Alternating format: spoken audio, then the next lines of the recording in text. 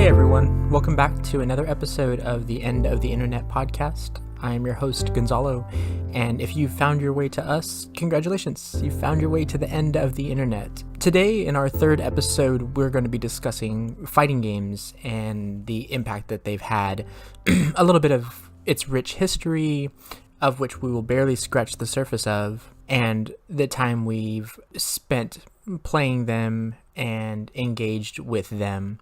We'll touch a bit on the community, we'll touch a bit on the terminology, but mostly it'll be about how they've impacted our lives and all the fun and fond memories that we have whilst playing fighting games.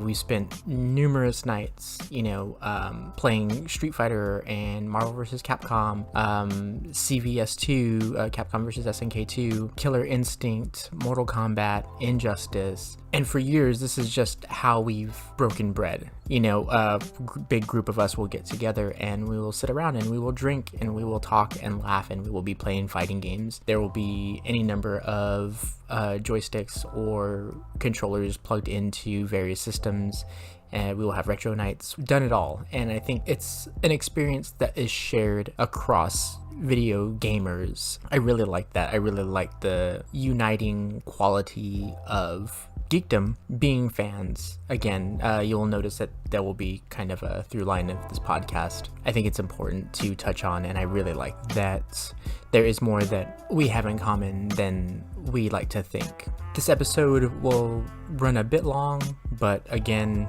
it's a conversation and we had a good time discussing things. I hope that some of our closer friends that we kind of mention in the podcast listen to this and maybe get the fire ignited again, and we can all get together and have dinner and then go back to somebody's house and have another night of gaming and drinks. It sounds like a lot of fun. We do hope you guys enjoy this episode. Thank you so much for listening. Thank you to all the new subscribers and all the likes and the comments.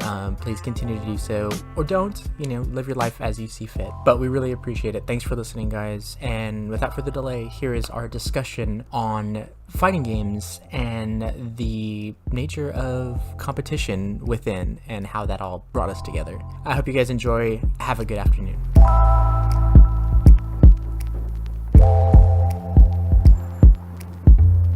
Okay, so today Marcus had a topic of discussion that he wanted to bring up, so I will let him have the floor first. Marcus? So when discussing the idea of what our next episode was going to be, so today's topic is actually going to be about fighting games. I know we kind of said that we weren't always going to talk about the stuff that we liked while we were growing up, but I feel that when it comes to Gonzalo, when it comes to myself, fighting games were a big part of our lives. And since this is a pop culture topic show, one of the things I really wanted to talk about was fighting games, what we grew up playing, what we love about them, and of course, not necessarily a timeline thing, but, as we got older, what we started to really dig and what we're playing now. So that's actually the topic for today. So fighting games. I guess my first question to you is, what was one of the first fighting games you remember playing? Like, what was your introduction to fighting games? Okay, so my introduction proper to fighting games was Street Fighter 2 World Warriors. We used to travel, my family and I, a lot between Oregon and California, and while we were on the road, we stopped at a 7-Eleven, and in that 7-Eleven there was a copy of Street Fighter 2 World Warriors, the very first Street Fighter 2 that had come out. I remember I played as Guile, and I fought Blanca and lost immediately, but I was absolutely captivated. I fell in love with that fucking game. I went home and visited cousins, and I tried to describe what the game was, and they're like, "Oh yeah, I've seen it, and I saw it at a laundromat." And I was like, "Okay, I'm gonna be the big green guy. You be the guy with the hair, the blonde hair." I kind of feel like everybody's first time was the big green guy, but okay, continue. It was so interesting, and there's a lot of, when you start the game, a lot of routes will start you fighting Blanca or Guile first. It seems like, I don't know. It did seem there's like probably that. a code, I'm sure people know the percentages, but that was my first introduction proper to fighting games. I'm sure that I played some fucked up karate champ fighter on the Atari when I lived in Oregon, and it was basically two opponents, and they just faced off against each other. It looked like you were on the Great Wall of China, and it was it was really, really terrible. And yeah, I think I know what you're talking about. the controls were horrendous, but I mean, it's an Atari game, so I guess technically that's the first fighter I ever played. But yeah, Street Fighter 2 World Warriors in that 7-Eleven was my first exposure to the genre, and anytime I found it, I ended up finding it a couple of times. Like these really significant moments was like that one. Then the next time I played it was at a bowling alley. My moms used to play bowling in a league, and they used to love to go play bowling. And we were in Stockton, California at the time. And we're at a bowling alley, and I give a shit about bowling because they had a World Warrior cabinet. So I spent, I think, 2.5 hours, however long we were there, playing Street Fighter 2. And I got all the way up to Sagat. And when you beat the final character, then the 3 Shadaloo bosses show up, and it's Balrog, Vega, and Sagat. And I thought that was it. So I got to Sagat, and I was like, I'm on the boss. I'm on the last boss. And I just couldn't beat the fuck out of me. And however much money I spent, I could not beat him. So went back to the motel we were staying at. Cut to, I think a year later, we moved back to Oregon. And for some payday, we went to Pizza Hut, and there was a Street Fighter 2 cabinet there. And my mom gave me $5. She's like, you can get all of this in quarters. So like, fuck yeah, I'm spending $5 on Street Fighter 2. That's it. Don't ask for me. I don't need pizza. I don't need soda. I don't need pizza. I did not leave that arcade. I grabbed one of the chairs and I sat there and I played Street Fighter 2. And I eventually beat Sagat. Come to find out, Bison is the final boss of that game. And I shit my pants. Buddy. And that was the first time I ever beat Street Fighter 2. I beat it with Ryu. And that image of him walking off in the sunset was kind of like burned into my skull. But that's my proper introduction to Street Fighter. Nice. So, and fighting games as a whole. And you? So I was a little fat kid. I was about, I don't even know how old I was. We used to go to this restaurant all the time called Wall Bangers. And as we went in, I remember seeing, I always used to run to the video game section because there was always games there. I remember they had like a Mario game with a stick and 2 buttons, which I thought was really weird. But I got there and I remember seeing this game, and it was actually Street Fighter 2 Champions Edition, which I didn't even know of any of the other ones. That's how late to the game I got. I was already playing Champions Edition. Man, Champions Edition's a game. But I remember seeing this game, and the first character I saw was Blanca. Obviously, I mean, like I said, I think it's everyone's first, like, your eyes are drawn to him. He's a big green, awesome looking monster, electricity. And I was like, what the hell is this? So I remember running back to my dad, and my dad was notorious for not giving me shit when it came to quarters for games. And I asked him, and it's like, can I have $1? And he said yes, with no fuss. And I was like, oh my God. So I got the $1, I went to the coin machine, I got my 4 quarters, I put my quarters in, and I played this game, and he was the first character I picked, and I think I won like the first round. And you know, I just remember looking at the actual arcade screen, and it had like the move sets. Oh yeah. So it would explain to you, and I didn't know what a quarter circle was. I didn't know what motions whole, and charges. it was so foreign to me. I remember when it was something as simple as hold back, forward, and then a button. I remember like holding like back, forward, button, and nothing would happen. I was like, this game's stupid. But Blanca, you just smash a button and he would do his electricity, so you would cheese it for a little while until, you know, you got later. But the second character I played after I lost was Bison. And I was like, this dude looks cool, because he reminded me of a G.I. Joe, like a Cobra soldier. And that was when the love affair began, because I am a huge Bison fan. Every Street Fighter game, if Bison's in it, I'm going to play it. I main Bison. I'm not that great. Sometimes I can be, you know, okay. Other times I can just be trash. But I don't care. I will always play Bison, whether he's low tier, top tier, mid tier. I don't care. I'm going to play Bison. And for any Street Fighter purists out there or snobs, we do know when we're talking about M. Bison, we mean Dictator.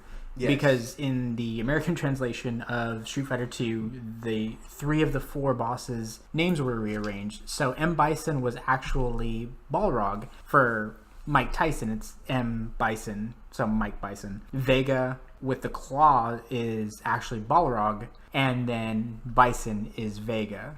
So they're affectionately referred to in the tournament community as Dictator, Claw, and Boxer, so that they know who we're talking about across the sea. But we're just going to refer to them in their American names. Yes, So. because I did not grow up hardcore into that, and I actually really wish I knew that growing up. Yeah. When I first learned that, I was like, oh, that's amazing. Yeah, I didn't learn that until I started hanging out with this guy across from me, and he educated me on all that, and I thought that was really cool, but I will never call him Dictator. I will never call him Vega. The motherfucker's Bison. M. Bison, you respect the name. Yeah. I remember people like, M stands for major because he's a major. And I'm like, oh, is that true? That's so cool. A lot of people said it was Master Bison. So I never heard that. That's even better. Yeah, Master Bison. Fucking my friends were nerds. God damn, that sucks. But anyways, that was my introduction with Street Fighter. And I never played it at a high level. I never played when growing up. I never actually. I remember like the first time I ever fucking threw a fireball.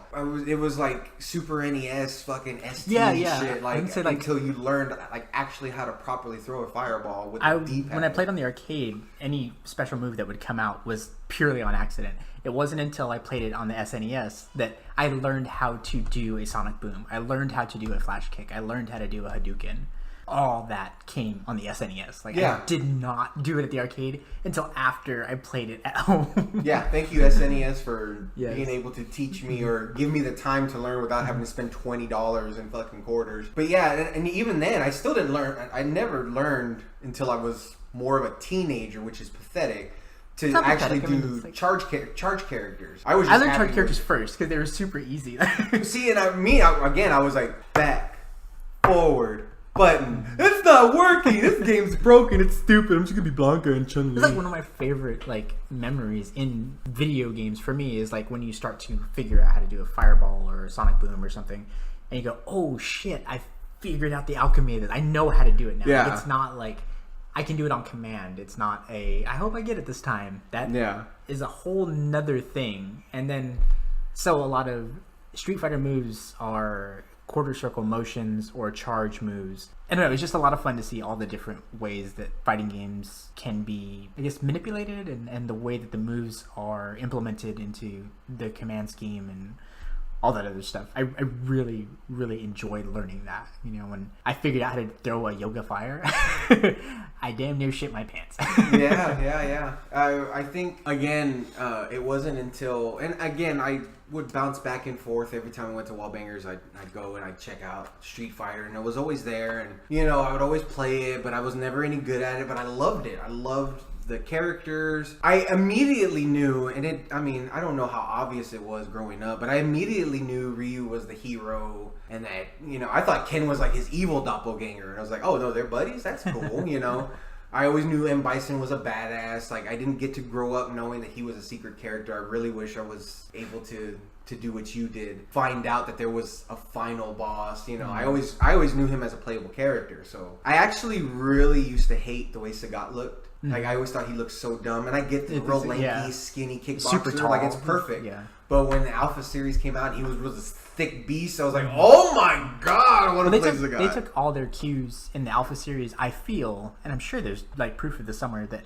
they took their cues from the animated movie. Yes, of course. Sagat was huge in that. And same with Bison. Bison was like 3 people in one chest, and all that comes from the animated series. And that's the animated movie. And as internet, when you get to know me more, you'll understand that I love power, and I love dictators, and I love evil men, even though I'm a very good person, and when I play video games, I always play them good. I'm playing Red Dead right now, and I'm being a good guy.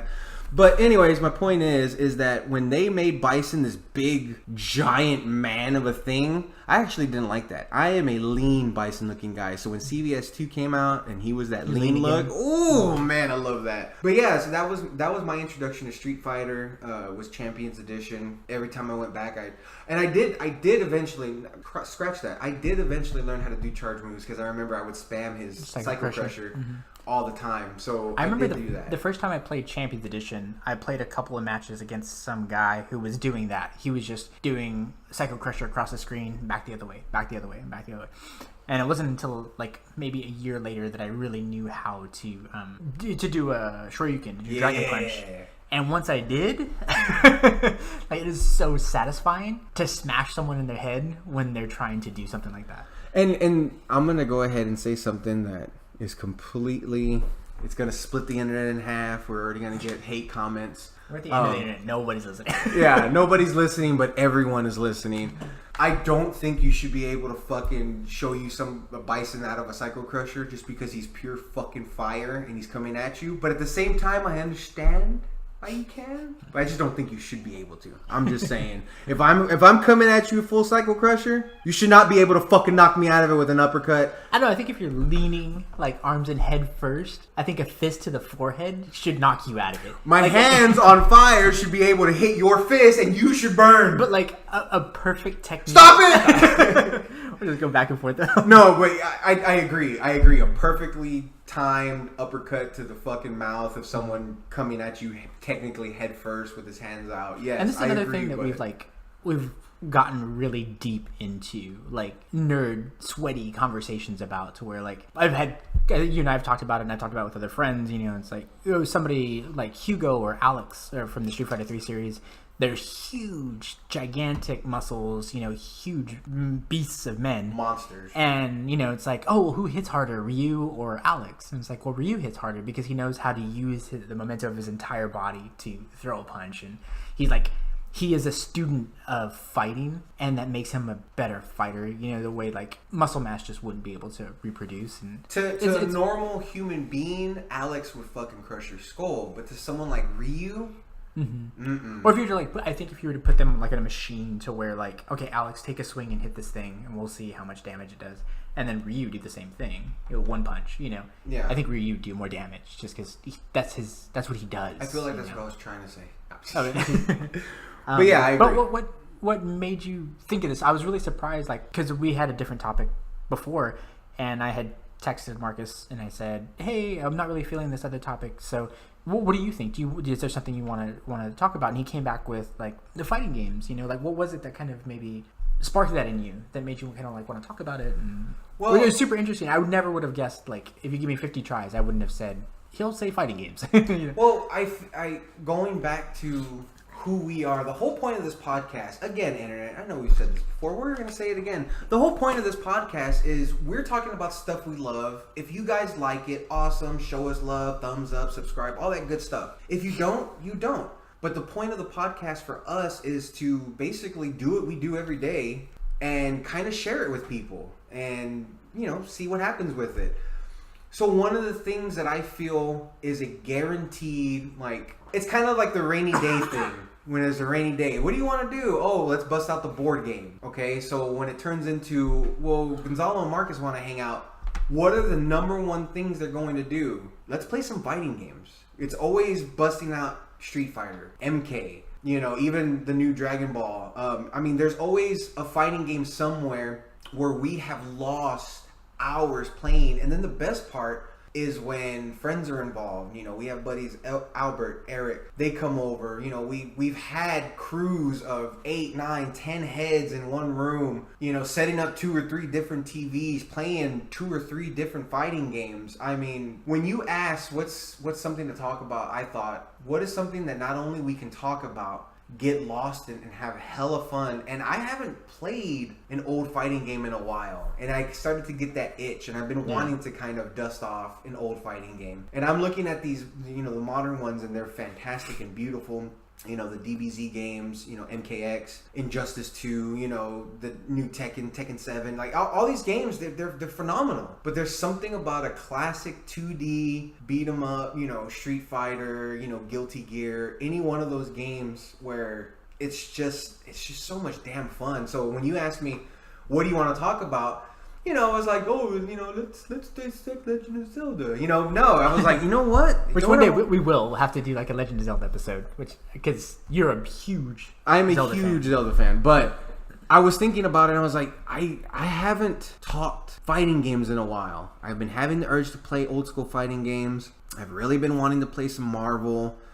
And when I say Marvel, I'm talking MVC3, you know, and I was like, well, what's one topic me and Gonzalo can talk about at length, and also one topic that I absolutely love listening to Gonzalo talk about, and I was like, fucking fighting games, so let's go. So whether we go down memory lane, talk about modern stuff, that's why I wanted to bring this up. So that's exactly, you know, and all day at work today, I've had nothing but Street Fighter and Killer Instinct music in my head because I knew we were going to record today.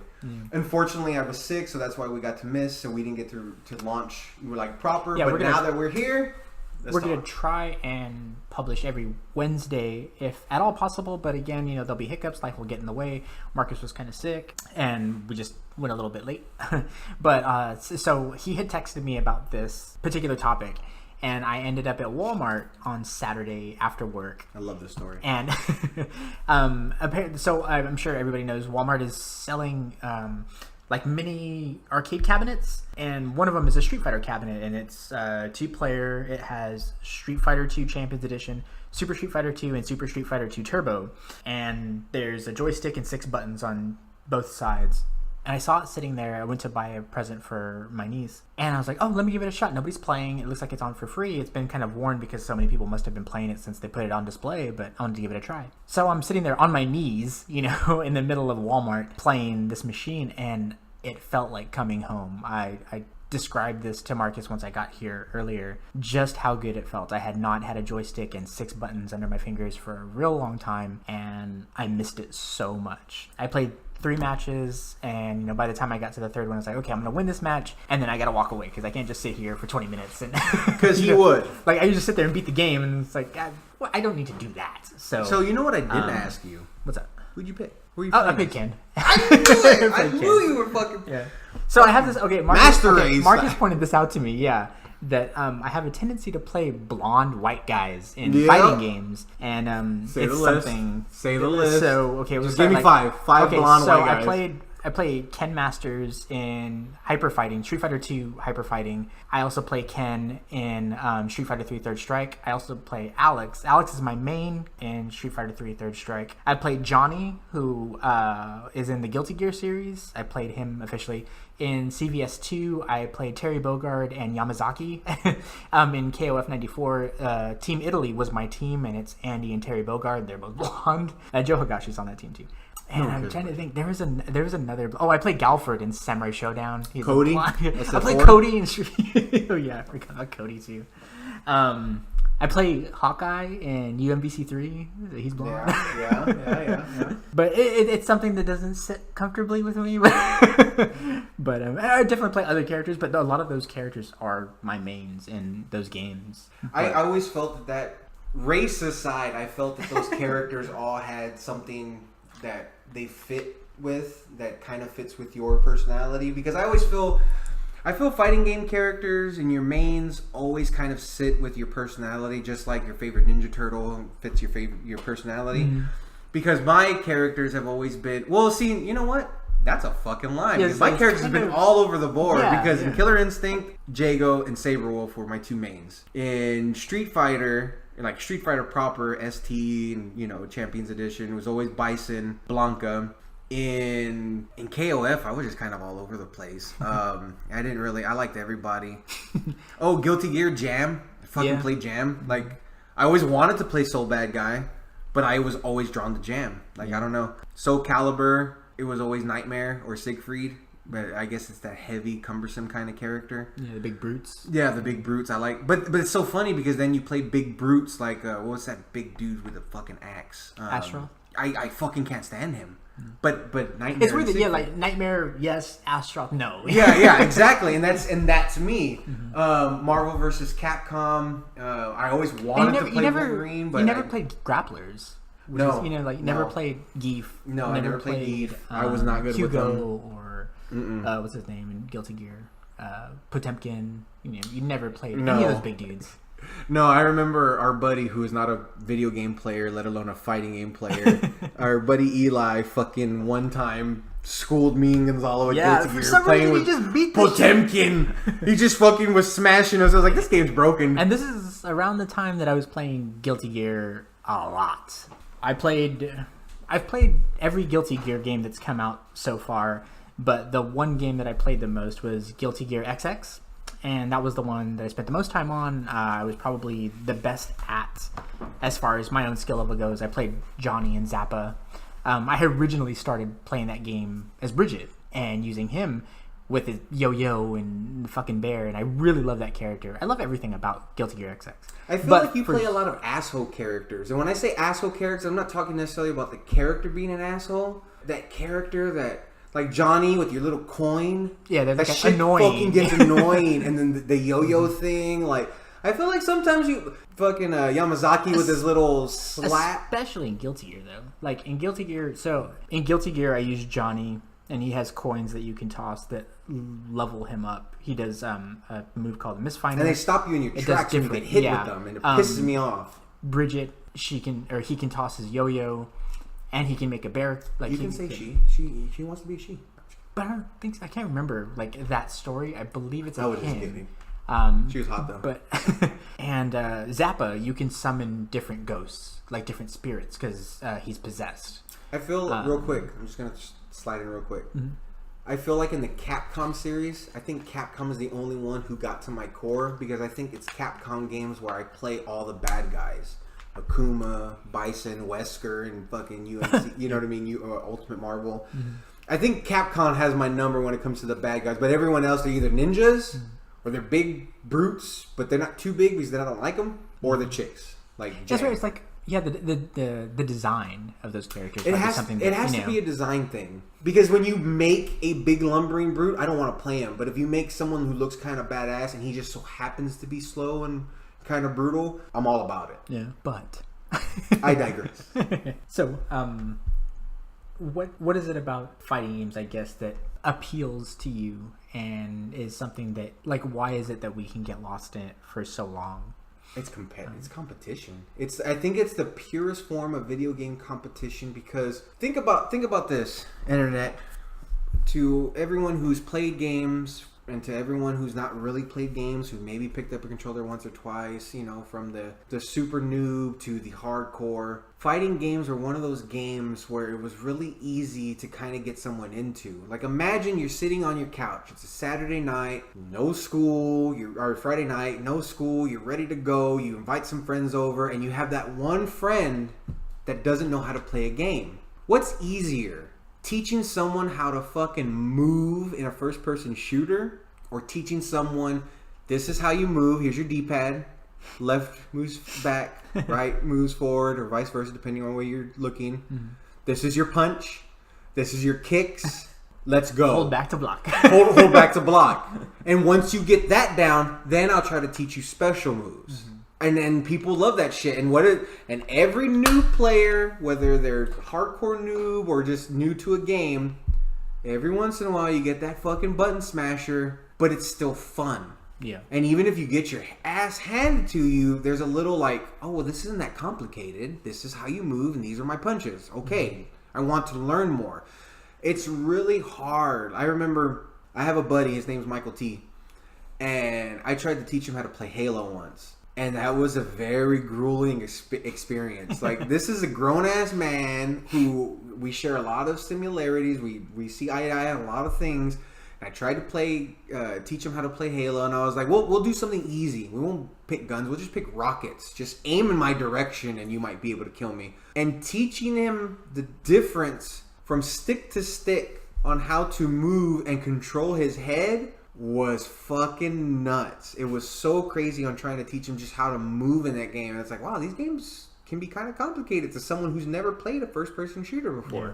Versus a fighting game, especially a 2D fighter, it's real simple. This is how you move, left, right, up, down. This is how you jump. This is your punches. These are your kicks. Let's go. Once we've gotten like 6-7 rounds in us, let me try to show you how to do a special move. Mm-hmm. And if you pick it up, well, there you go. And then it just continues. It's like building blocks. It continues to build. Fighting games, I think, are a perfect competition kind of thing because depending on the game, especially old school, and I'm, again, talking about the past, you get 2 rounds, technically, maybe even 3. And then you got to pass that shit because anybody who's ever played fighting games with a group of friends knows, unless you're playing best 2 out of 3, which a lot of people growing up didn't. It was you got 1 set, and if you lost, you pass that shit, and you have to wait 2, 3, 4, 5, 6 however many people are in the room.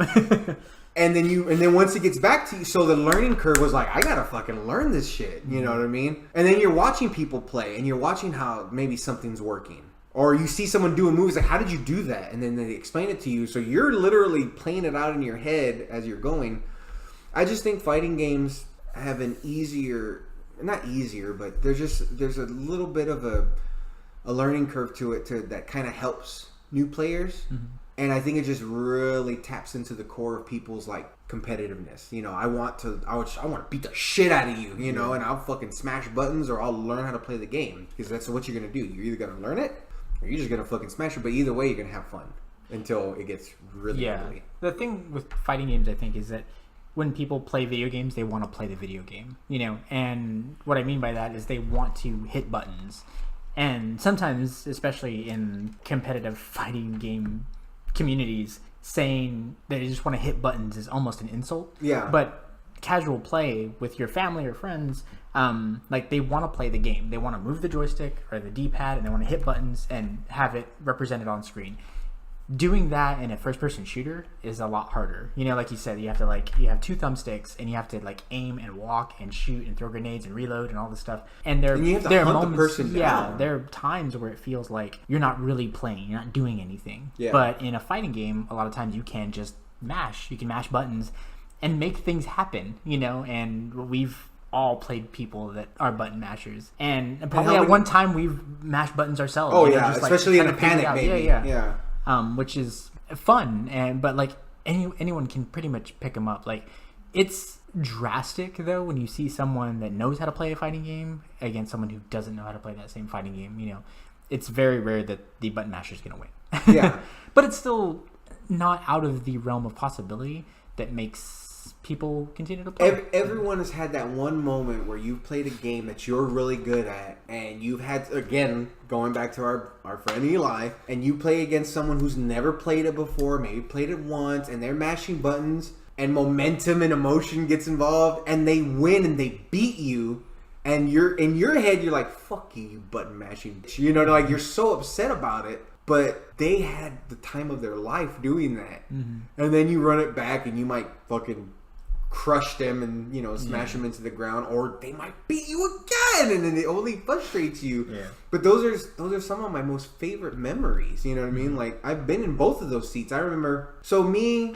my brother Mike, who's 7 years older than I am, and I have two cousins, I have multiple cousins, but two cousins that come to mind, Dennis and Felix. We would have weekends where we would either rent games, or by that time someone owned the game. It was Street Fighter on Super NES, and we would spend literally all day, or all weekend, Friday, Saturday, and not leave till Sunday night, and we would just play Street Fighter all day. And I think it was, which is the one that introduced like Fei Long and all them? Cammy. Super. Okay, Super. So it was in Super that I think they had it. They would bring it over, we would play the shit out of it, and at that time I started to realize that people were getting good at the game. Like, my cousin Felix would play Fei Long, and he would do some shit.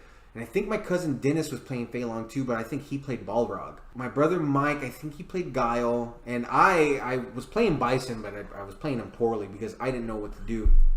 But we would just spend hours playing it. And I'll never forget when I fucking kind of figured out that if you would Psycho Crusher and then immediately do a little slide kick, they didn't have answers for it. And it wasn't hard to beat now when you think about it, but then it was just like, stop being a little bitch, you're fucking being cheap, you know? Mm-hmm. But I didn't care because I was winning. But it was at one point where I realized, like, I felt bad because I was on like a 10-game winning streak because I was doing the same shit over and over. Yeah. And I had this weird feeling that I was doing something wrong even though I was winning. And I remember my brother Mike wasn't having fun anymore. My cousin Felix wasn't having fun anymore. Everyone was getting pissed and frustrated. And I was like, dude, why are y'all mad? Like, I'm the shit. and it clicked to me, I think like a year later, where I was like, before I had ever heard the term scrub or, you know, scrubby tactics or anything like that, I felt it. I was like, wait a minute, this isn't good. Like, I'm not getting any better at the game. And then I think someone figured out how to fucking uppercut me out of it. Yeah. And then that tactic went out the window. Yeah. And I never got better at the game. And then I stopped playing it. You know, while they were playing it, I was just fucking around playing with action figures and shit. And I always remember that. Like, I feel that was a pivotal moment where if I would have kind of kept playing and forced myself to get better, that I might have gotten better as an adult. Yeah. Because I got a very, like, even though I played as a kid, I got a very late start at Street Fighter, understanding it on a higher level. And it was, again, thanks to Gonzalo, like, who really taught me how to play. And I think he took me to school with a lot of games, you know, Street Fighter and CVS2, but it wasn't until we started playing Third Strike where you really kind of opened my mind to tactics and technique and footsies and strategy and making people do a move so you could counter it and do something else. And it wasn't until, and I don't even know how old were we. I mean, I know we were teenagers, but it was kind of late. Like 17? Yeah, at least 17. Like at least 17. Where you opened my mind to a more broader Street Fighter. But I remember after me and you started really playing that, thinking about that in the past, going, damn, if I only learned how to do more moves or understood how to, you know, play the actual game instead of Psycho Crusher slide, you know what I mean?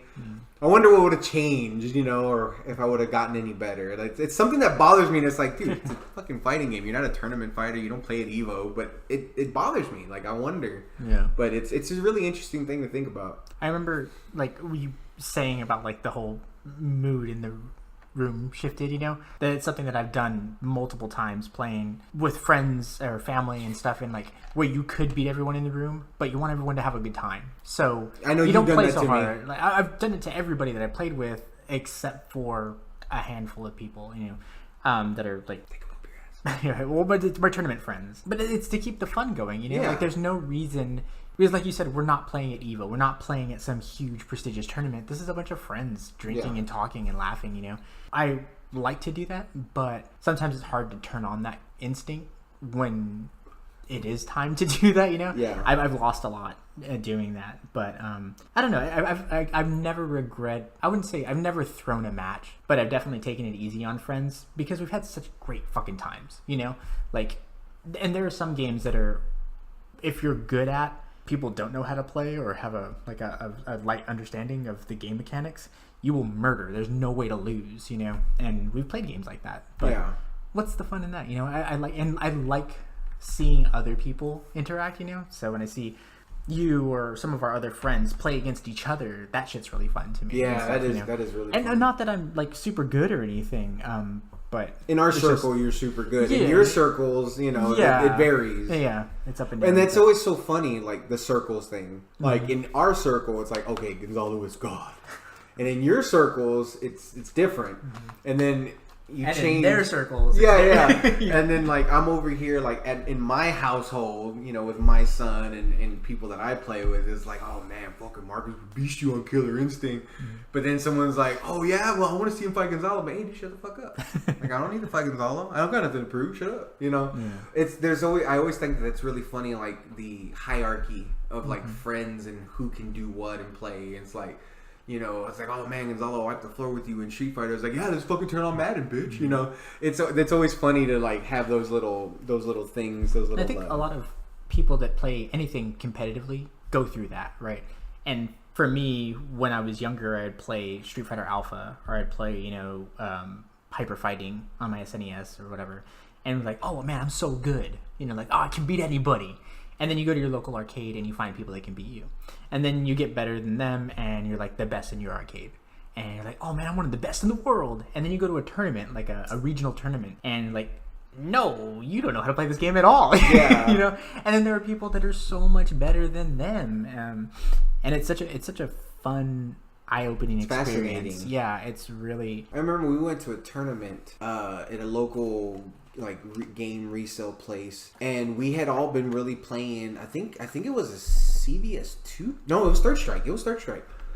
And I remember we were practicing, like we were kind of getting ready for it, and I was playing Dudley at the time. I wouldn't say I was maining Dudley, but I was playing Dudley at the time. I felt really competent with him, and I think I picked like one of the first rounds. And I was like, oh shit, okay. And I remember Gonzalo had my back. He was like, you got this, you know, just remember your training, remember this, remember that. And I think I fought a Remy player, and I remember Gonzalo was like, just watch this move, watch that, you know, You'll be fine. And I remember choking. I just fucking choked. It wasn't that I wasn't good. I forgot all my training because it was my first ever tournament. And tournament nerves are a real thing. yeah, and it wasn't like this big televised. It was literally a local city. Yeah, it was like a local city tournament. Yeah, it was a little local city tournament, and then there was a good little turnout, but it wasn't like $1,000 grand prize or anything. I didn't even remember what the grand prize was. We just went for fun. Yeah, there's like, I don't know, maybe like 25 heads there, 30 heads. Yeah, something like that. And I remember after the fight was over, I gave the guy a fist bump, told him GG's, and I walked away and I went, I could have fucking won. Because he didn't do anything amazing. He didn't really have like amazing tactics, but I just fucking choked. I remember like burning super for no reason. Like I choked. I completely choked, and I'll never forget that. And I've always wanted revenge, not against that guy, but just like, no, I want to do that again. And I get the tournament scene idea, and like interesting postscript to that story. Why I lost 2 matches in that. I ended up taking 5th in that tournament. Yeah, and I lost to the person who won the tournament, and I lost to that Remy player. Did you really? Yeah. He beat me out of the tournament. Okay, that makes me feel a little better. But I remember that. I remember just going like, he didn't do anything fucking amazing, and everything was always. He was a solid player though. Like, he was solid. Solid. Yeah, that's what it was. He played solid. I also remember not maining. I played Remy for a little bit. It was fun. But again, that goes back to Capcom Akuma. Akuma's in the game. I'm playing his ass.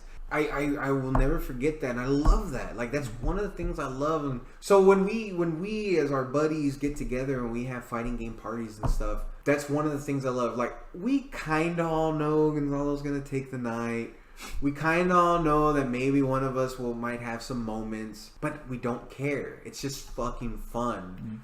And that's one of my most favorite things about the entire thing. That's why I want to talk about it, because I get really excited and glowing. And I go, we gotta get a game night. We have to have a game night. Yeah, we definitely do. My fucking joystick's just collecting dust. Yeah, seriously, we need to dust that bitch off. And I've never been good with a stick. It's so weird. I've never, in a home console, never been good with a stick. But when we go to Arcade UFO in Austin, Texas, I can play on a stick. Because it's a cabinet thing. I don't know. I think it's the atmosphere too. It's like now you're in an arcade, and the kind of channeling, the bright lights, and the sounds and the flashing and all that. You're just like, oh, this reminds me of Pizza Hut. This reminds me of Wallbangers or whatever. This is how I play games here. I ran through RJ like 4 times. Shout out RJ, beat the shit out of him with Bison. I ran through Sam a couple of times. Gonzalo still beat me, but these are like the handful of people that will listen to this podcast. That will listen to it. So shout out, guys. Love you guys. But at home I can't play with a stick. Okay, so next question. Sure. What was the second fighting game? Like, once you really started to go, oh, fighting games are fucking cool. What was your second, not Street Fighter, that you really were drawn to? Okay, so I have just a couple nights ago. I watched a movie about this franchise. I played as much Street Fighter as I could get my hands on. And around 6th grade, I became friends with someone who is just as big an X-Men fan as I was, just as big a Jim Lee fan as I was, and just as big a Street Fighter fan as I was, my friend Benny. And we started playing Mortal Kombat. And Mortal Kombat was tons of fun, but it was just a fighting game to me, whatever. Like, the next game I played, before I ended up playing Mortal Kombat, is I rented Fatal Fury. And Fatal Fury is an SNK property. SNK is another game manufacturer. They made Metal Slug, they made Samurai Showdown, King of Fighters, blah, blah, blah. And it's the story of Terry Bogard, his brother Andy, and their friend Joe Higashi. And the battle for and for the Battle of Southtown, which is a fictional town in this universe. And there was something about Terry. He had blonde, long hair. He had a trucker hat, fucking torn up jean jacket with a star in the back. Blue jeans, Chucks, red Chucks. And there was something about him. Skinny jeans. And yeah. That was graphical problems, but so I remember playing Fatal Fury on my Sega Genesis, or no, not Sega Genesis, my Super Nintendo. And then at the skating rink there in Del Rio, and I lived in Del Rio at the time, and you could only pick one of those 3 characters. You couldn't pick the whole roster. You could only pick Terry Bogard, Andy Bogard, or Joe Higashi. And I played Terry. That fucking game, man. I don't know what it was, but there's something about him. There's 3 anime movies that are based on this series, and the third one is called Fatal Fury: The Motion Picture. And the version of Terry Bogard in that is one of my favorite fictional characters. Like, he's so warm and he's honor bound and he's righteous and he'll always try and do the right thing. And so Terry's just been my man, 100 grand, for a really long time. So much so that I love Samurai Showdown, World Heroes, KOF, the KOF series. So KOF is the King of Fighters series, and 1994 was the game that introduced the 3v3, right? But the King of Fighters tournament is the Fatal Fury franchise. So the first 3 Fatal Fury games, just the name of the game. The tournament is called the King of Fighters tournament. So 94 is the first with the 3v3 rule, but I've been playing KOF since Fatal Fury. Nice. So, yeah. But yeah, it was Fatal Fury that really and of course they were the, it was like Capcom v SNK. Those are the 2 companies. Yeah, the little rivalry, the little pokes at each other. Fucking love those games. I love all those characters. I used to have mountains of printouts of the lore of that series. I just read it, from GameFAQs.com and shit like that. But what about you? So it's the same thing. I played Street Fighter any chance I could, and that was great. Like I said, I was always drawn to Bison, Blanca, sometimes Ryu, just because I knew he was the hero character.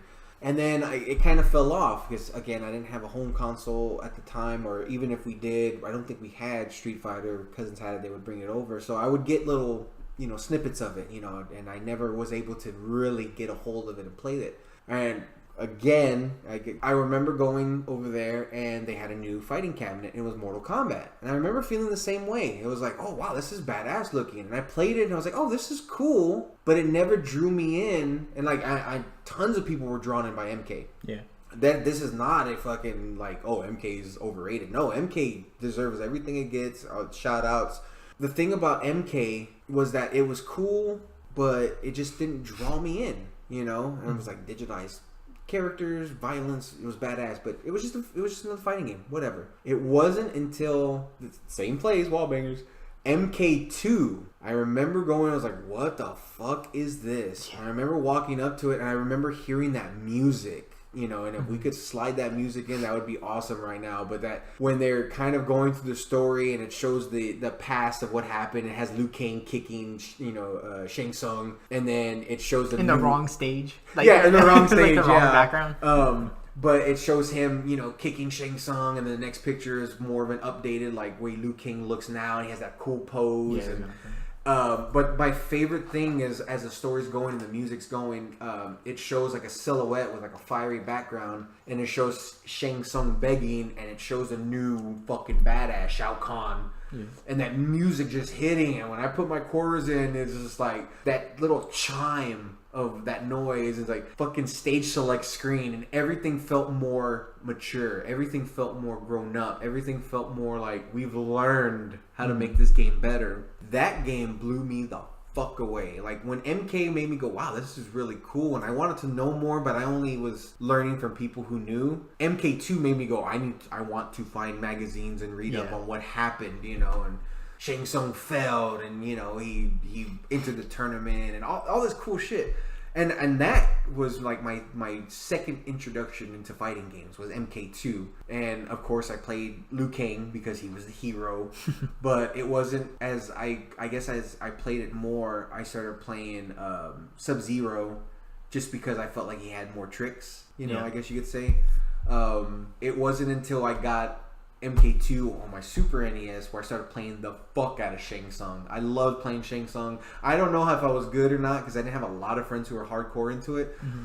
But I would just fuck people up with Shang Tsung, and that was awesome. So MK2 was my second real foray into fighting games. I was like, this is how you make a fighting game. It was so fun.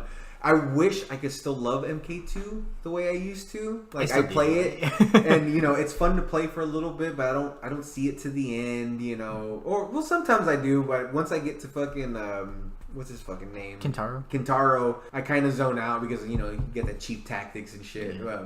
That was my second jump into fighting second games. Love. Yeah, that was holy shit. I would look at Street Fighter and go, this is badass, but I'm like, oh my god, MK2, holy crap. And just for the record, internet, I do not like MK3. Just, I just have to say that. I like MK3. Yeah, I remember there was a kind of this golden age. So I lived in Del Rio from my 5th grade year up until my 8th grade year. So I was there for about 3.5 years, almost 4. And for a period between the Tilt that was in the mall, the Dollar Cinema that was attached to the mall, and an HEB down the road, because Del Rio is like 5 miles, almost every fighting game was represented, and I loved it. So we had Mortal Kombat 2. At one time, I remember being able to like bounce around the arcade and the movie theater. So we had MK2, Tekken 2, KOF 94, Samurai Showdown 2, World Heroes, Super Street Fighter 2, an old Namco fighting game called Knuckleheads. What? We had MK3. There was a Killer Instinct cabinet.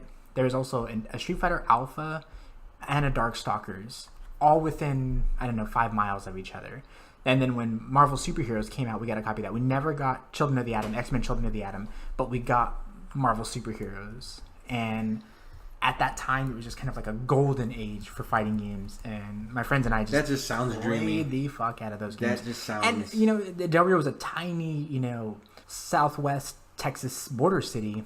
So all the games were like a quarter. So you could get $5 and spend all day at the mall, which we would do. We would just walk around and play fighting games, just non-fucking stop, man. We played so many fighting games, and then go home and do the same shit. We'd go home and play Street Fighter Alpha on our PlayStation. We'd go home and play Super on the Sega Genesis. We'd play, Mortal Kombat.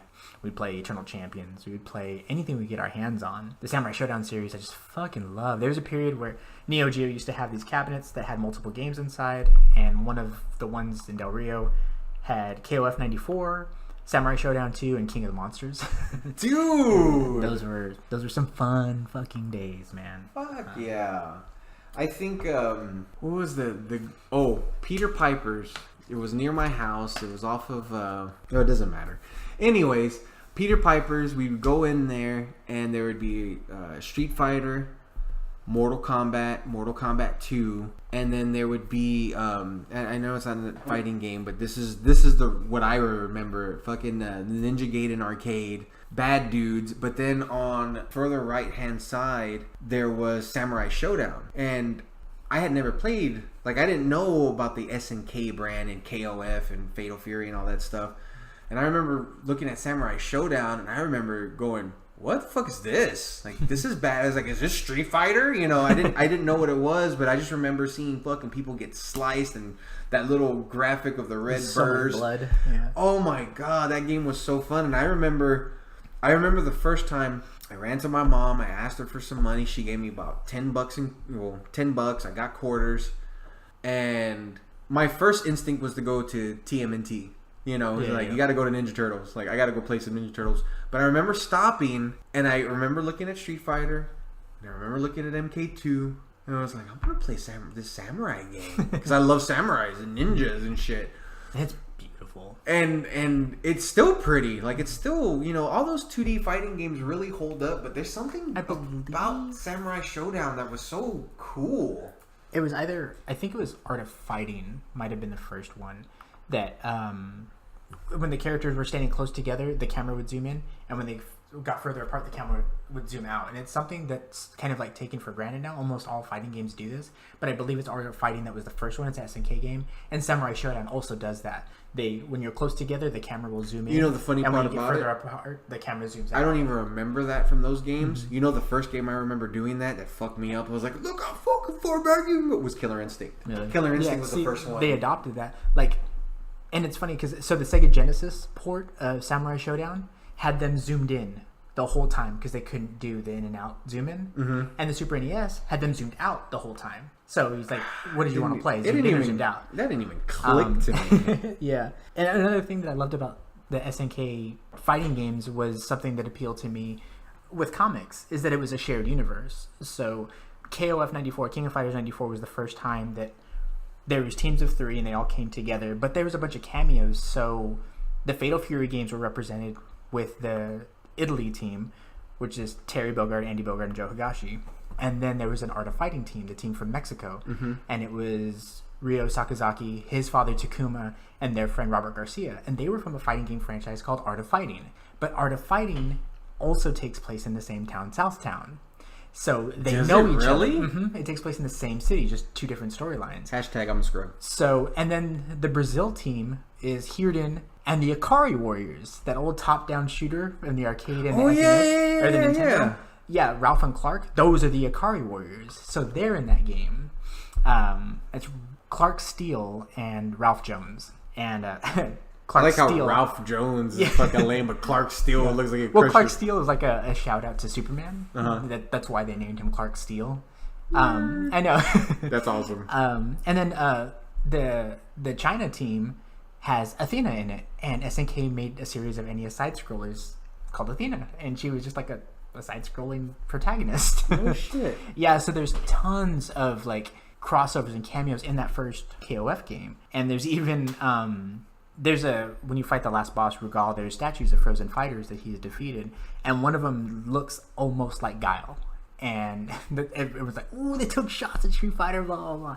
But it was the first that I saw was like a shared universe, and then they continued to do that throughout all the. Do you KOF think that's games. why in Capcom versus SNK2, Rugal and Giles? Yeah, that's exactly why that statue's there. It's because of KOF 94. There's in the background. It's real hard to see, but there's a statue that looks like Guile. Now. Everyone's like, "That's Guile! Oh my god!" But yeah, I fucking love that shit. I loved it so much. And then all of the SNK fighting games tend to have these really detailed, interesting storylines in a way that the Capcom fighters never really did. And then later on, Capcom started implementing other characters like from Mega Man and Final Fight and Saturday Night Slime Masters, all sorts of shit. You know, there's always like all these different crossover characters. But I think SNK did it first, and it was just so interesting to see because I loved Art of Fighting and Fatal Fury independent of each other.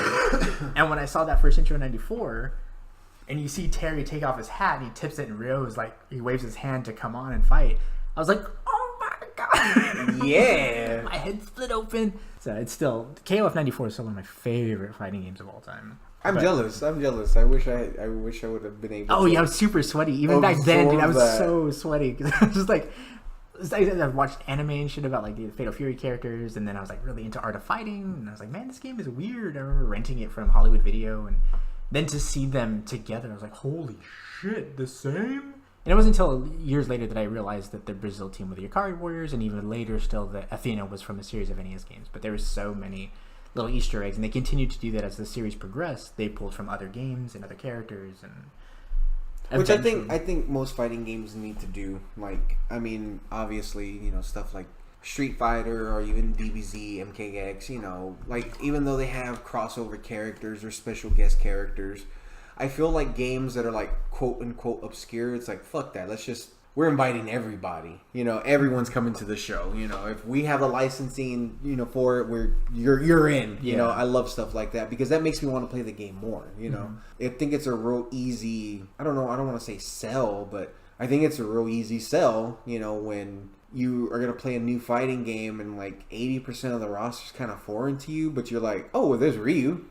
You know, I know how to play with Ryu, and then it kind of eases you into is like, oh, I want to play with this guy, you know, and then you start learning their little bios and character development and stuff like that. It's kind of the appeal of the Versus series, you know. Yeah, exactly. I love stuff like that. Okay, so next question. When it comes to your fighting game, you know, maturity, what was that one game that made you go, holy shit, this is some next fucking level shit? Like, whether it was graphics or just how the game played, that one game that made you go, oh wow, this ain't gonna be the same. I have three specific moments where that happened. The first was KOF 94 when I saw teams of three. I was like, oh, you have 3v3? That's crazy, you know. And the graphics were stellar, and like the crossover aspect, I was like, this is changed the game, you know. I almost feel like if you don't have that anymore, it feels kind of weird sometimes. Yeah. Then the second time was when I saw Samurai Showdown 2 for the first time. I was like, it looked like a fucking anime. You know, I was like, what am I looking at? This is a fighting game? You know, this looks like something I should just watch. It was beautiful. And a lot of the character design was by artists and character designers that worked on Ninja Scroll and other anime. And then the third time was Third Strike. With Street Fighter 3 Third Strike, third version of Street Fighter 3. That game was just on another level. Like, a lot of people have said that it's like the college of Street Fighter. And I believe that's true. I still agree with that to this day. Like, Street Fighter 3 hit me like a ton of bricks. Fucking love that game. My all-time favorite fighting game is Street Fighter 3 Third Strike. I think it's an almost perfect fighting game. I mean, there are definitely problems, and anybody who knows fighting games knows that for sure. But I personally, I cannot, ever get enough. Like you said, we just hang out and like, hey, we should play some. Do you want to do something? Let's play some Street Fighter or whatever. Same thing happens with my friend Mike. Whenever we're hanging out, like invariably the night will end up in we're gonna play 3S. We're just gonna sit down and play a couple hours of Third Strike. Yeah, and you always try to start off with like, even though everyone in the room is kind of like, just put on Third Strike. You're like, no, let's give these other games a chance. Yeah, you know, and you might have some really solid fun with it, but at the end of the night, when it's kind of like it's like let's put on Third Strike. Like now, it's like okay, all the noobs. Aren't playing anymore. Like now we're gonna get kind of serious. Like, all of a sudden, it gets a little more quiet. Yeah, want to stay up and play. Yeah, exactly. Okay, we're gonna play 3S. I really enjoy that. I like to when everyone like has caught the fever, I guess, for a specific fighting game. Like the last time I believe that happened was when all of us were playing Marvel. We were playing UMVC 3, Ultimate Marvel vs. Capcom 3, and there was a period where there was at the very least 3 of us that were taking it kind of seriously. We played it a lot. And there's only been 3 games in my entire life that I actually quote unquote practice, where I would go into practice modes or dojo or whatever, and that was definitely one of them. Ultimate Marvel vs. Capcom 3, Killer Instinct Gold, and maybe 2. I think 2. Not Marvel? Yeah, Ultimate Marvel vs. Capcom 3. And Injustice 2. Okay. I actually really wanted to get really good with Batman, and I learned some decent combos, but I could never nail like that 15, 16 hit one, but I learned enough to go, that'll do some damage. I'm okay. I just need to get good at, finishing it. Mm-hmm. Don't drop it. I think for me, the first game that made me kind of go, what the fuck? Like just really blew my mind was Killer Instinct. The first time I saw Killer Instinct. Arcade or? The arcade. Oh yeah, of course the arcade. Seeing Killer Instinct, it blew my mind. Like, even now, as an adult, my memories of seeing Killer Instinct for the first time don't compete with actually what I saw. Like, I saw, before there was ever a Pixar, you know what I mean? Like, that's how good the graphics looked to me when I first saw them. Amazing. And I'll ask friends like, hey, can you find me like an arcade perfect version of Killer Instinct? And they're like, yeah, here it is. And I'm like, that's not it. Like, this is caca. Like in my head, that's not what I saw. But maybe I have. Yeah, if you see a Killer Instinct arcade cabinet now, and you look at the graphics, you're like, I don't remember it being that. Yeah, I remember it looking way better. The same thing happens with me in Showdown 2. Like I look at Showdown 2 and it's like, it's still pretty, but it's not. What I remember. Yeah, because like you were saying, it was like it's like watching an anime. I was like, damn, I don't remember that. That's fucking awesome. I gotta go play now that I'm playing again. like Guilty Gear Xrd and Dragon Ball Z Fighters, and then it looks like an anime. That looks like an anime. Yeah, those look like hardcore anime. Yeah, it looks beautiful, and I love that. Killer Instinct was definitely that first one. Tekken 3 in the arcade. Tekken 3 was damn good looking. Yeah, and it still technically looks pretty damn good. The graphical upgrade between Tekken 3, Tekken Tag, and then Tekken Tag for the PS2. The PS2 version of Tekken Tag is fucking leaps and bounds more gorgeous than the arcade. Tekken 3 looks like a beta test compared to like the PS2 version of Tekken Tag. Yeah, and then my third game was Marvel vs. Capcom 2. Even though I had played MVC, the first one, and I loved it, it didn't really clicked to me until MVC 2, like that real crossover, the shit ton of characters, the detail in the characters. That's when, and then technically the 3v3, because even though I had played it didn't hit me until Marvel vs. Capcom 2. Those were the 3 major, okay, these are game changing, Yeah, it's like KOF, it's 3v3 but one at a time. Yeah. Whereas Marvel vs. Capcom 2 is 3v3 all at once. Yeah. So there's assists and snap outs and tag-ins and stuff like that. Whereas in KOF you fight until one person is defeated and then the next person comes in. But in Marvel 2, you can call your assist, you can tag in and out, you got someone in danger, caught get them and out kill of there. 2 people at one time. The beauty of Marvel vs. Capcom 2. We could literally that's do a whole podcast on Marvel vs. Marvel Capcom 2. 2. Again, one of the games that I was never good at, but I fucking love to play. God damn it, I love to play. It's one of my all-time favorite Marvel characters in it And I mean, not just from Marvel video games, and Marvel canon is Cable, and Cable's on my team when I play that game, and he's gorgeous. He's gorgeous. So beautiful. And I remember growing up with Cable with his, I don't know if it was like his first or second look, the big shoulder pads and stuff. Mm-hmm. Yeah. But I remember seeing him in this one, and I was like, oh shit, he looks more like an X-Man. Like, this is fucking cool. Yeah, he almost looks like he's wearing his dad's uniform. Almost. Yeah, he almost looks like that. I remember seeing that, and he looked real lean, and just the way he moved, he just looked so badass. And I think my team for a long time in MVC2 was Cyclops, Cable, even though I was not good with Cable. I didn't know how to do fucking some hot shit with him. I just like using his pistol. Cable, Cyclops, and Wolverine. And I would make sure that they all had the yellow and blue logo. Yeah, like, no, I'm fighting X-Men, you know.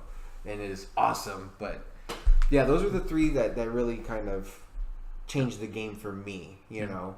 My team in Marvel was Sentinel, Cable, Iron Man, which was a pretty decent team, but not top tier. All you needed was Cable. Man, if I played Sentinel, Cable, Commando, Oh my God. I would have been so much happier. And it wasn't, and again, it wasn't, because I had played it before, and it wasn't until I met Gonzalo and we started playing it where he was telling me about like the usage of assists, and I think I started playing Cyclops, Ken, Captain Commando, and I was just calling out assists left and right, and it was a huge game changer. So I was like, thank you, Gonzalo, for teaching me this shit. Because then I would play with my friends who didn't know that stuff, and it wasn't even fun anymore. It's cool too. Like the more, just like anything, the more you do it, the better you get at it. In fighting games, the more fighting games you play, the better you get at the ones that you don't frequent. So like if you play Tekken, which is a 3D fighter, you will get better at Street Fighter, a 2D fighter. You know, like they just kind of cross over. You start to understand your character and your space on screen and your opponent's space on screen better. And I really enjoy that aspect. And I started getting better at different types of fighting games just for the shut the fuck up factor. You know, like there are a lot of people that I would play Street Fighter and beat them. It's like, oh, I'll beat your ass at Mortal Kombat, or I'll beat your ass at Virtua Fighter, or, you know, it's like, okay, I'll learn those games too. Yeah. So let's go play that. Yeah, seriously. Oh, and correction, on my MVC2 team, eventually I fell in love with Venom. And, You play Venom? Yeah, and I wasn't great with them, but I fucking loved playing with Venom. Yeah, Venom with Cyclops. Yeah, there was like a period where I was playing Marvel, and I was playing it just like for fun, you know. I would, you know, pick teams like, oh, dictators with capes. So I would play Bison, Magneto, Doctor Doom, you know, which isn't a terrible team in the grand scheme of things, but it's not a great team. And, you know, I would pick certain characters just based on storyline and, you know, like who I thought was cool. And then after I started playing competitively, my whole team setup changed. You know, like the way I viewed that game was totally different. And I started playing a whole bunch of different characters. Yeah, I remember I used to be like, Wolverine, Sabretooth, Omega Red. It was like, yeah, let's go. Like some crazy comic canon shit, you know. Yeah. But yeah, after that, it was like, no, I'm gonna handle, you know, these handful of characters. I think the first serious team I played was Blackheart, Cable, Cyclops. Was the first team that I started playing. You're ugly. It's an ugly team. But yeah, then I ended up landing on the team I landed on. But to this day, like I said, I'm not great at that game. But it's just a ton of fucking fun to play. It really is. I think. And I feel like we're really heavy on the Capcom side. We did play other games.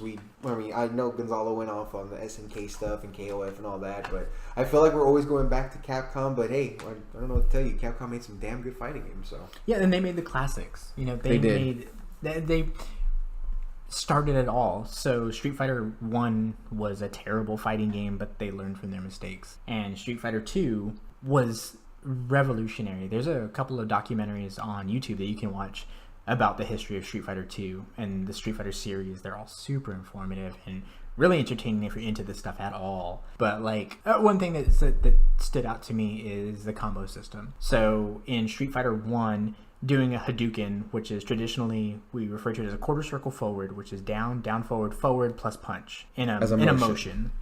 The timing for that is very, very tight, and it's really hard to do in time. So in Street Fighter 2, the programmers lacked that input time. So you can do down, forward plus punch, or down, forward plus punch. You know, it's kind of like that. But in doing that delay, they allowed you to cancel the move. So effectively made the 2-in-1. So you could do down, down, forward, fierce punch, finish forward, and press fierce again, and you get a Hadouken. Yeah. And that's how the combo system started, is just them laxing the input timing for special moves to make it easier for people, but it led to the combo system, which I think is amazing, and how do you even like did they ever say it was like, oh, we knew what we were doing versus they knew it was a glitch. They was like, oh, we didn't mean to do that, but it wasn't until later that they implemented like a combo counter. And just to have like the two characters facing each other, the bars on the top of the screen and dwindle down, and all this stuff was super innovative and that no one ever saw, and now it's just business as usual. It's just how things are done. Yeah, now this is in how you fighting do games. it. Yeah. I think just on a side note, one of my most favorite, even though I can't stand the fucking game, one of my most favorite creative life bars in a fighting game is Primal Rage, with like spinal cords and like the veins. Oh yeah, it's like the heart, right? Yeah, the heart's at the very end, and the blood would flow down, and then like when it got to the end, the heart would burst. One of the most creative life bars ever in fighting games. Don't at me. Just saying. That's the shit. It's really cool. I think it's really, really cool and inventive. And I like there's been a lot of innovation, and a lot of games have built on top of the Street Fighter model. And I think that's a good thing. I mean, I think Street Fighter 2 is the best blueprint to build from. And I think we'll be continue to play fighting games built on the Street Fighter model for years to come. I have no interest of like getting into a VR machine and throwing punches with my hands. No. And, I did that on the Wii. I don't want to do that.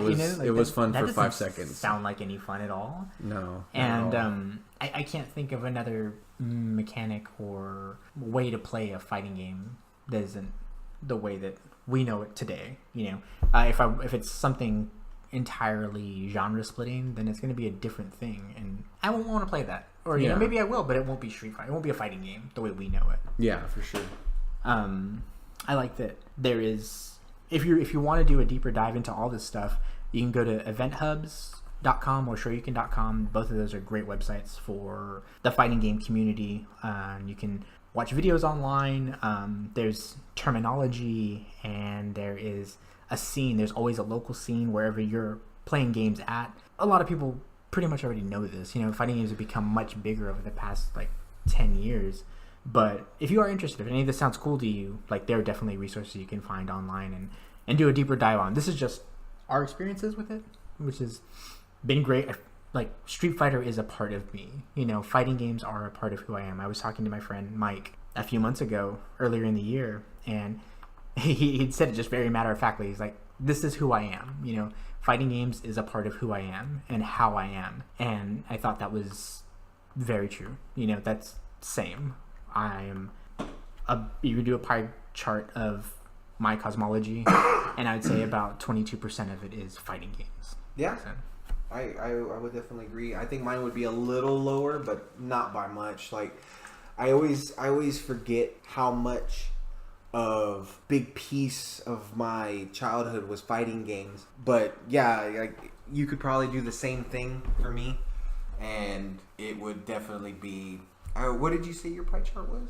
22%. I'd probably be about 15. 15. Yeah, just because there was a huge point in time where I wasn't playing as many video games, but then once again, when me and you became really good buddies, it just cranked right back up. And yeah, I think the next phase in my development in fighting games was Third Strike. It was technically CVS2, Capcom versus SNK2, which was the first time I had seen these characters cross over with each other. And that's one of my most favorite, but it wasn't until I was taken to school and properly educated with Third Strike from this guy over here. He brought it over one time to my house, and he introduced it to me, and I remember looking at that game going, holy shit, this is pretty. It was awesome, and it felt very mature, and not mature as in violent or sexy, nudity. It was just no, this is like you said, the college of Street Fighter, and it felt very much like that. And once I understood the idea of a parry, I was like, okay, this game, that's an advanced mechanic. That's another one of those That's another one of those moments where I was like, "Holy shit, this is game changing." So technically, I should add Third Strike in there because the parry system was very game changing. Yeah, there are a lot of people that they equate Street Fighter or fighting games. We keep saying Street Fighter, fighting games is like video chess. You know, it's a chess match between two people, and I really like that. Like you said, part of my love for it is the competition. I'm a very competitive person. If we were going to have a hot dog eating contest, I would want to win. You know, the job that I do now, I want to be the best at that job to have ever done it, you know? And I'm not going to be. There's a lot of things that I will fail at miserably, but I'm a very competitive person. And so playing fighting games for me, especially, you know, with my cousins and friends and stuff, and just used to, you know, get my head kicked in. Now, like, as I grew older, I was in my mid-20s, I really started to become a part of my local fighting game scene and played all the time. And just being able to go back and exercise all those demons, like, anybody that ever beat me soundly, that just made me rage, I have beat twice as bad and will never lose to again, you know. Nice. Which is pretty great. And you sounded very man on fire there for a second. Oh man, it's so good. There's so many, like, I have memories of people that just like beating them, you know. It's like, oh, not only did I beat you, but you'll never beat me again, you know. Yeah, that's fucking fantastic. I don't know if I have too many of those memories of the, you know, exacting my revenge. Because technically the only demon I've been chasing is you. The only time I've ever been able to like stand toe to toe with you and maybe even win a couple was in Capcom vs SNK 2. There was a small period in time where I started to get real competent in Third Strike. And we would have a couple of back and forths until of course you got to Alex and then, you know, fucking reminded me of who you were. But if you played anyone else, it was fun, you know. And even though I wear it as a badge of honor and you got so upset at me, there was this little Soul Calibur 2 incident where, let me tell you something, Internet. Don't ever tell anybody who plays games, let alone fighting games, that it's just a game. Yeah, you never tell a competitive gamer. All gamers know this. Like, I feel like it's an unwritten rule, but you never tell a gamer, hey, it's just a game. Like, that shit will get any gamer from 0 to 100 in a second. In a second. So, yeah, we won't go into details about that. And there are a couple of times where Marcus did get the better of me in a very significant way. But I was always more impressed with the longevity of his skill in a game like CVS2 in Mortal Kombat X. But I was always impressed with your competence in Ultimate Marvel vs. Capcom, in MKX, in CVS2. They're games that I think that you took the time to learn how to play, and you slowly stopped getting frustrated and started learning and having fun learning. And yeah, definitely. That was a lot of fun to see. And Third Strike too. I mean, not to take anything away from you, the Third Strike play was really good. I love playing that fucking game. We could probably do an entire podcast on just Third Strike talk. Yeah, seriously. I have so many memories and so much to say about all of these games. I have a very deep love of them. It's a hell of a feeling to get so good at something that you can read your opponent and you know instinctively what they're gonna do. Like, you literally inside their head, like, oh, if I do this, they're going to do that. 100% guaranteed they're going to do this.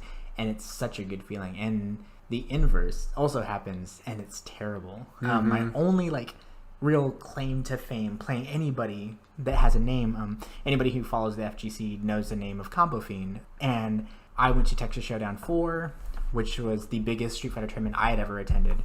And that was the year that Kenso beat Ruin in the Guilty Gear XX finals and took it for Texas, which is pretty awesome.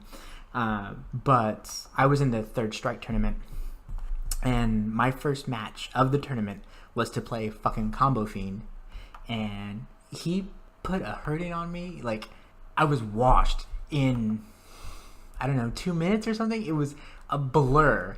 It literally, like, he was telling me how to play, and he could counter me. It was one of the worst feelings I ever felt. Like, I was so excited and nervous to play fucking Combo Fiend, and man, I've never been beat like that. And I was beat so fast. And to this day, if I see him on interviews or tournaments or whatever, I'm just like, oh, don't get you, motherfucker. But yeah, he put a hurt on me. And like I said, it's like he was playing with both sticks. You know, So I don't know. It was just. Would you say it was like one of the greatest days of your life, but for him it was a Tuesday? Very much so. But it was there. Like, what do you have any like? I guess my only claim to fame, and this is gonna sound so fucking silly, but my only claim to fame, again, if you haven't picked up on this internet, Gonzalo has been kind of my, guide through the fighting game genre and teaching me how to actually play fighting games and understand things. I mean, there's been so many times where we would literally play, and we weren't playing for fun. We were training, where we would have moments where it was like, okay, think about what you're gonna do, and try to set something up. And I remember we would be playing, and I'd be doing something, and he would call out literally half a second before I did it. He was like, "Don't do it," boom, and he would counter me. He was like, "Don't jump," and he'd uppercut me. Don't do that, boom, and he'd hit me. And he was like, and then he would tell me, almost like scolding me. He's like, "Marcus, stop doing that. Like you're doing the same thing over and over." And like he would kind of like set me on the straight path. And I was like, okay. Granted, this is a lot of third strike play, by the way. This is when we really started to kind of like, I want you to teach me how to play this game. And I'll never forget, I was Akuma, and I think he was Yun. And we were playing, we started the match. We were, kind of feeling each other out. It felt like we were in Evo. We were like moving back and forth. our Evo. Like, yeah, we're doing our Evo. We're playing footsies, trying to poke at each other. And I'll never forget, I did a jump back, knowing that he was going to do a little quick jump into that little glide dive bullshit that he can do. Yeah, the dive kick.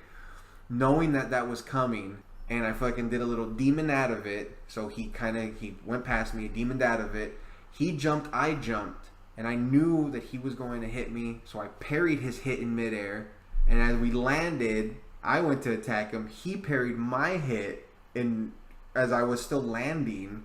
And then as we landed, we went to both grab each other and we teched out of it because we fucking that. And I remember doing that, and it felt so good because I was like, I'm a real Street Fighter. And I remember, I'll never forget, you went, fucking good, Marcus. And I was like, yes. And I almost like I emotionally put the controller down.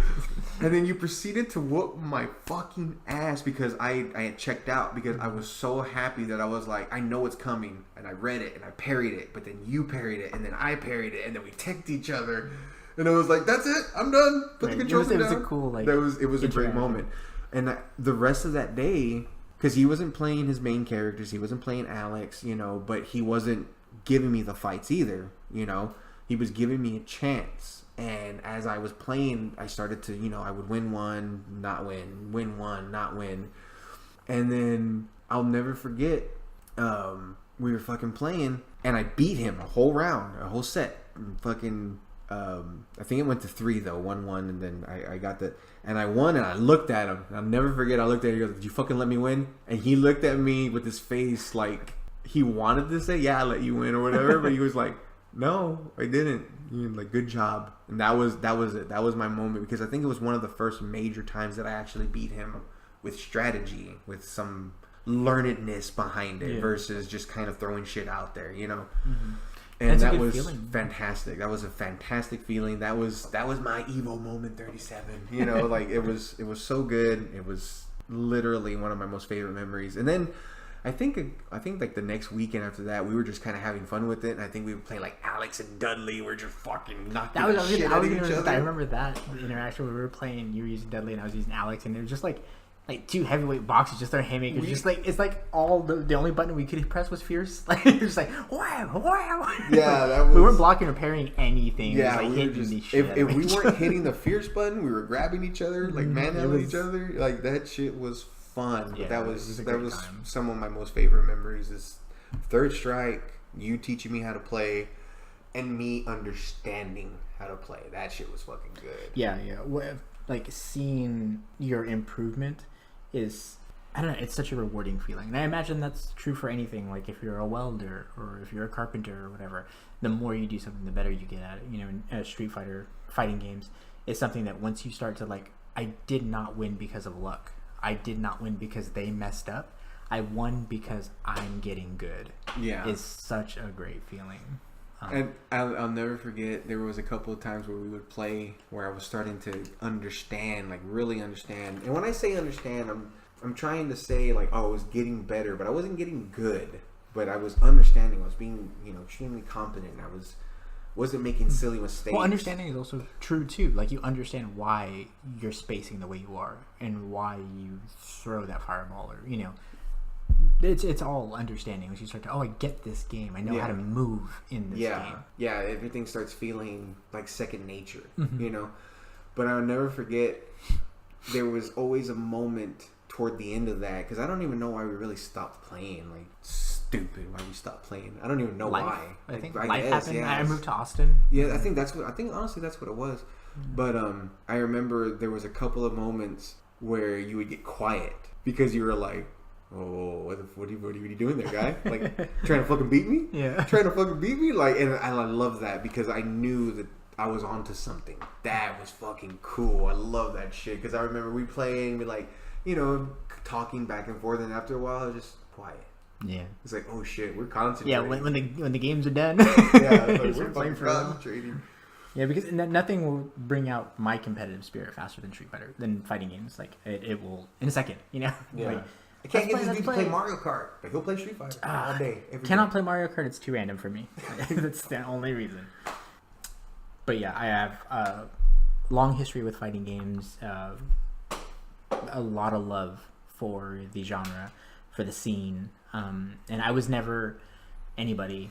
I was fucking nobody from nowhere. And I've won a handful of local tournaments. Never placed in a major. Only been to one in my entire life. But I follow the scene. I request time off of work every Evo.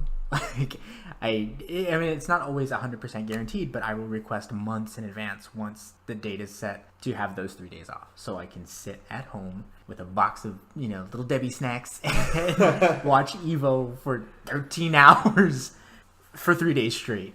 It means a lot. I try and follow a lot of the majors. I like Final Round a bunch, Texas Showdown, SCR, all sorts of them. They're all over the place, and all this stuff is everywhere, and seeing anybody do stuff at a high level that you love is a lot of fucking fun. And I'm more than sure, like there's nothing that, unless I became super rich all of a sudden, like my fighting game days are behind me as far as like tournament play, but God, I miss it. I miss playing fighting games. I haven't played in a while, and I got DBZ when it came out, and I learned some combos, and I played online a bit, and I had a lot of fun. God, I fucking love that game. I just don't have the time to play competitively, and sometimes there's a part of me that's like, well, if I cannot be competitive in this game, I don't know that I need to play it. So I'll sit in training mode, and like I'll do combos like, oh, I did pull off that combo that I wanted to. That looked really hard to do. I still got it. I'm not an old man, but but I don't. I have old man reactions. I couldn't play online. I started to feel like I have old man reactions in some first person shooters. So the way Gonzalo is with his fighting games, I am with first person shooters. That's a whole other podcast for another day. But I feel the same way. Like I play with my son. He's 16 and he's over here doing some shit, and I'm like, I remember when I could do that move. I remember when I could 360 no scope. Now I don't have the same reactions. I don't know if it's just because I don't play constantly or if it's just because I'm getting old, but I know that feeling. Before we wrap up this episode of the End of the Internet podcast, I have to ask, what are your last 3 major fighting games you've been playing? Like, what were your last? We all know DBZ is one of them, but what were the last 3 majors? Yeah, last 3 major ones. I played DBZ the most recently. Before that, I got a copy of Tekken 7 from where I work and was thoroughly surprised. I hadn't enjoyed a Tekken game that much since Tekken Tag. And Tekken 7 is beautiful. It plays so crisp. It's so much more fun than I expected it to be. And my favorite character plays comfortably. I played Jin Kazama in that game. And I just really, really love it. I was surprised at how much I loved it right off the bat. It's so much fun. Tekken is always a series I wish I could get into, but I could never get into it. And then Akuma was in it, and I was like, I was like, I don't know how we haven't played but I just never got a chance to. I think we played for like a day. Yeah. And then before that, before I got Tekken 7, I played Injustice 2.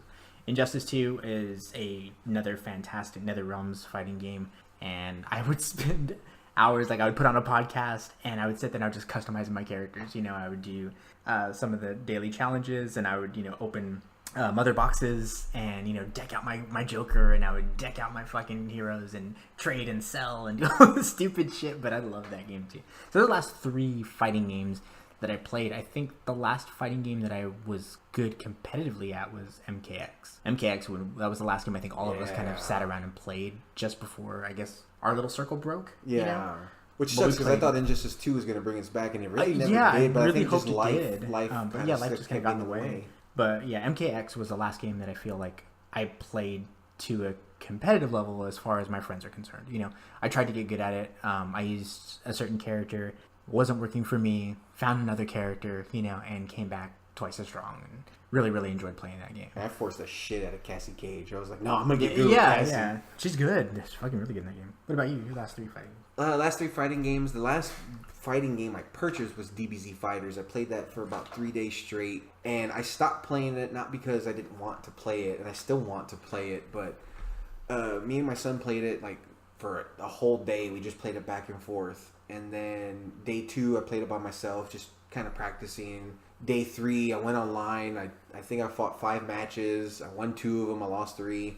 I never got comfortable with a team, and I think that's what kind of, I don't want to say put me off. It didn't put me off, but it just, I got attached to a team. Mm-hmm. So then I just kind of stopped playing, and then character crisis is a real thing. So. Yeah, and then I saw Gonzalo on, and every time I saw him on, I wanted to play him, but I don't know if this is just mind game bullshit, but I was like, I'm not ready. I'm not ready. So I just never did. I never messaged him. I never sent him a text like, hey, let's get on. It's like, dude, fucking, we don't ever play games. I'm always bitching about not playing games with you.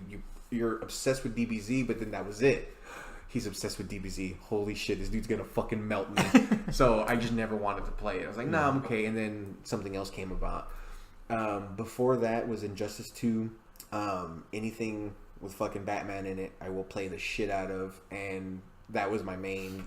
Even though I started to get halfway decent with a couple of other characters, if it wasn't Batman, I wasn't gonna play it. Like, fuck this game. You know, I don't give a shit. I'm gonna get rid of Batman.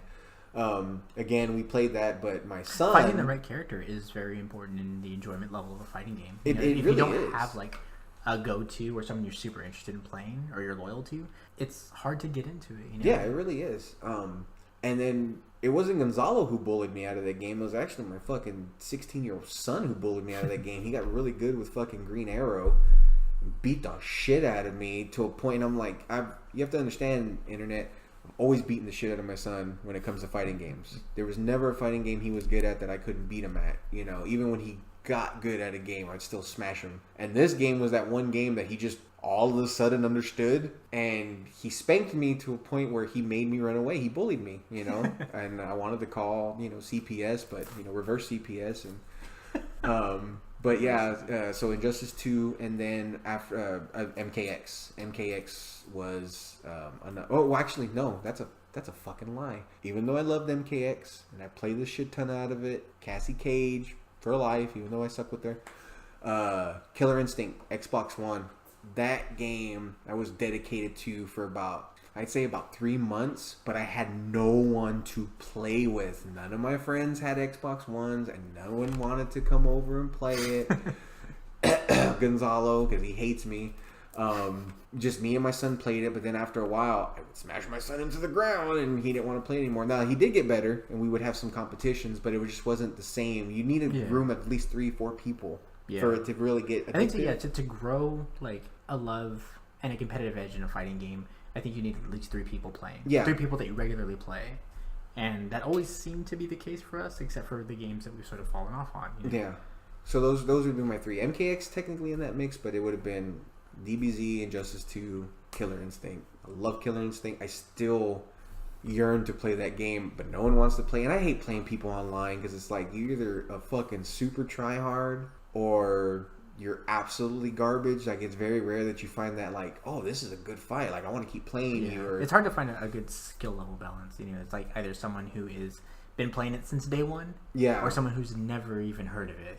Yeah, exactly. It's hard to find. And I'm not one of those people. And I don't play fighting games to play people online. I play fighting games because I want to play with my friends. You know, so I'm one of those people. The only time I'll go online and play a game with randoms is a first-person shooter. But when it comes to fighting games, I don't want to play some dude who's super sweaty about it and that's gonna talk shit in a fucking mic chat or something. Yeah. Like, I want to play my friends because I want to talk about it, because I know my friends not only want to beat me, but they also want to help me, and vice versa. They, you know, telling them like, hey, that's a good skill, or that's a good... You get like sitting in a room and, you know, hanging out with your friends. We're all hanging out. We're like passing the controller, and like one of my favorite activities is when we're playing Marvel, and it's like Eric would bring his stick, I would have mine, and then you have the D-pad, and we're constantly like changing the ports and shit. It's like, yeah. I'm unplugging your stick and I unplug my stick and blah blah, which is a lot of fun. Yeah, that was great. But yeah, that was fucking awesome.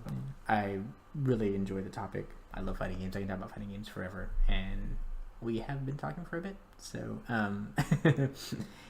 we really appreciate you guys listening to this episode. I know it ran a little bit long, but yeah, shit, you get us talking about fighting games, we're gonna go all night. Do you have any closing remarks? Not really. All I gotta say is, you know, if you're into the fighting games, whether you're hardcore or you're just kind of a casual, you know, always throw up the GGs. You know, don't be a dick. I can't stand fucking dicks. I can't stand trolls. I know they're out there. I know they make the community, I guess, interesting. But throw out the GGs. You know, throw out some love. Show a little respect, and let someone just be an asshole. Then yeah, smash them into the ground.